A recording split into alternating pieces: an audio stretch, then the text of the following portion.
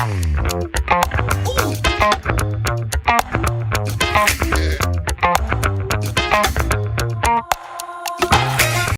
good day guys, I am General 𝐂𝐻𝐿, Committee on Non-Academic Affairs, and we are on the second episode of Warriors Video, CABEtaan podcast.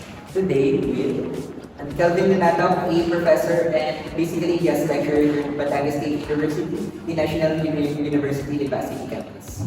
So sir, kamusta naman po ang inyong stay dito po sa Batangas State? Given the fact that I'm just a new lecturer here, I can see naman na na-interest, especially given I am surrounded with bright and smart students, of course, kasama ka na there. So I really can say that the future is bright para sa right smart and Oh. So today po, we will discuss a topic about the Data Privacy Act of 2012. So now, let's proceed po. So for the first question po, what is all about the Data Privacy Act of 2012? Actually, I wouldn't say it's all about since it has a lot of things that we need to know about data privacy. But to give you an overview about the Data Privacy Act, basically we're talking about the Data Privacy Act of 2012. And that's the Republic Act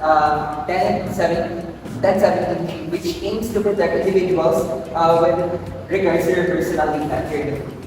Aside from that, it establishes guidelines and collection of processes and storage of personal information by both public and private sectors. So basically, we're talking about the government's way in order for us to at least make sure na mapapangalagaan po natin yung personal data natin. And the government itself is aware that having personal data is really important since it's one of the ways para po mag-secure natin ang mga personal information natin. And of course, it's really important since possible din po siyang mag-cause ng disaster for the person itself. So next question po, what is the primary purpose of the Data Privacy Act of 2012 in the Philippines?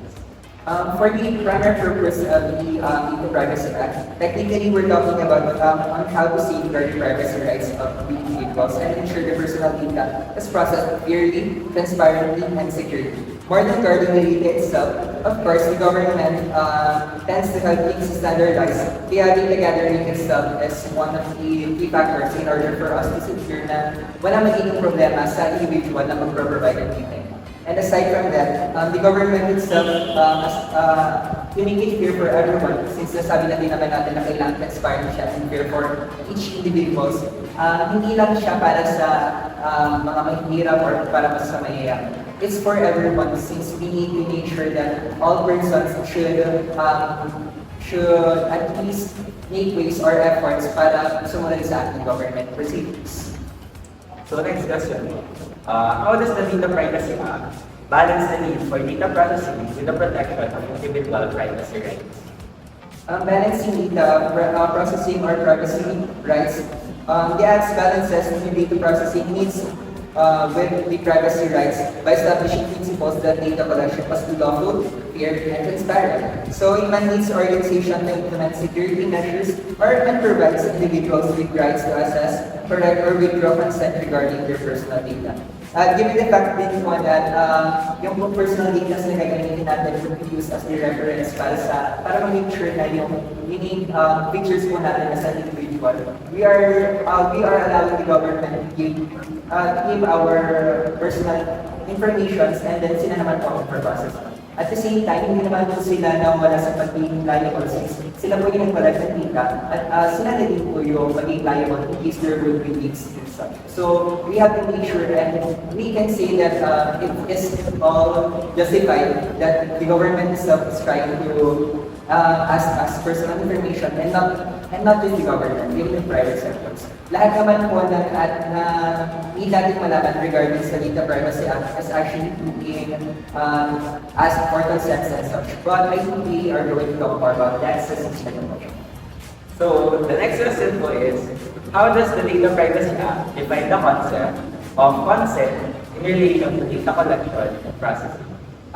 First, we have to talk about the definition of the consent itself. So the Act defines the consent is basically we're talking about the voluntary or any informed invitation of data subjects' wishes signifying agreement with the processing of personal data. It must be explicit and can be withdrawn at any time. So, if you're familiar with consent po, I think we are all familiar with how the social media works, di ba po? And before we come up with social media, I think sa paggagawa pa lang po ng account na hindi po ligtas and of course personal information ng social media. That is one of the most useful examples since I think mababasa po natin doon yung terms and agreements. Yung terms and agreements na po yun po yung hinihingi nilang consent. And before po tayo mag-agree, kailangan mabasa po natin at mag-suffice po tayo ng data information before we allow to give them the information that they needed. Yeah. So as a student po from the College of Accountancy, Business and Economics, so how does the act po impact businesses here po in our country? For the business itself, alam naman po natin na lahat ng business should ask for data regarding sa mga employees itself. So, given the fact that people are actually making efforts para mag-provide ng data sa mga private sectors and even sa government, may impact po yung business since lahat po tayo mag-ingat mag-provide ng data na gagamitin naman po ng government and private sectors. And basically, sa mga audit reports po, given the fact na magkaka-access sila sa mga data natin, we're making efforts or exerting efforts para yung government ma-ask natin tayo po before we come up with the idea na bibigay na natin yung data without any further. So, Data Privacy Act itself is making sure that no one will be given the information, not unless kung kailangan basically kung mandated na po mismo ng ating jurisdiction.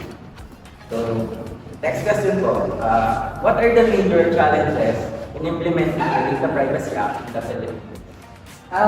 Technically, marami po kasi major challenges sa pag-implement ng Data Privacy Act. And I think one of the most relatable is the pagbabasa ng terms and conditions. Ang dami po kasi sa atin, and even me personally at times, kapag nakikita ko po yung mga terms and conditions, minsan sobrang tinatamad na po tayo magbasa and yun po yung naging isa sa problems. Kaya at times, parang nasasobrahan po or parang hindi po natin na kikita yung insight na, uy, nakasulat pala to sa mga terms and agreements na pinirmahan ko before mag-proceed sa pag-provide ng data. Yun po kasi yung minsan naging problema ng individuals. They tend to ignore the obvious. That's why as time passes by, kapag po nagamit yun sa kanila in some ways, nagiging magulo na po yung establish natin ng gustong act itself. But I can say that given, kung magkakamari lang po tayo ng efforts to at least give our patience and really read what is written to every contracts or terms and agreements, I think that will be fast and madali naman po natin siya ma-overcome. So, yun po, na nasa module 12 tayo. Sa tingin mo, what are the challenges of protecting privacy in our digital age? Digital age, and pinaka-challenging talaga sa kanila is, alam naman natin marami ng scammers at marami ng mga hackers. And sila yung basically pinaka-may access if ever nagagamitin nila yung kakayanin nila to access the websites na binibigyan natin ng personal information. Still the government and private sectors, kapag po nagkamay na ng mga nag-exert na po ng efforts to access the data that we provided, pwede po nilang magamit yun. And that makes it a hard challenge for every one of us. Since alam natin na yung personal data, that will be the transfer of one ownership to another kapag po hindi natin nagapan or napabayaan.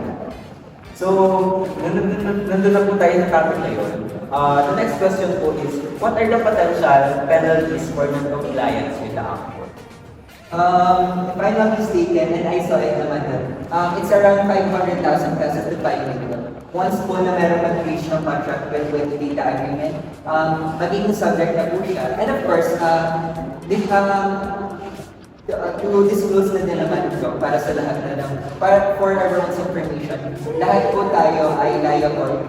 Lahat po ng kasama sa contract na yun, even from the person na nag-abide or tumanggap ng terms and agreements kapag po ikaw mismo ay hindi sumunod sa terms and agreements na nakasulat sa contract na sinayin mo before proceeding with the giving of information.